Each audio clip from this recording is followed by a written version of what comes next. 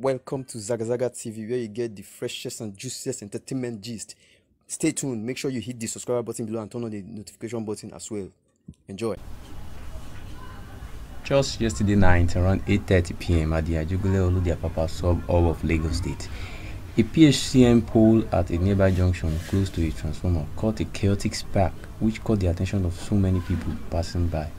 This spark at a particular junction, the PHCN pole, is not the first time it has been occurring, but yesterday night's occurrence was out of hand to the fact that it went on sparking for good 20 minutes and pouring out flames from the pole down to the ground, as you can see in the video.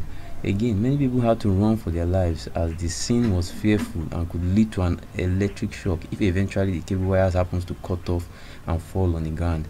Lastly, it ended with a huge spark and a thunderous explosion which made the whole electricity to go off in the area. You can subscribe and follow our channel. Thank you.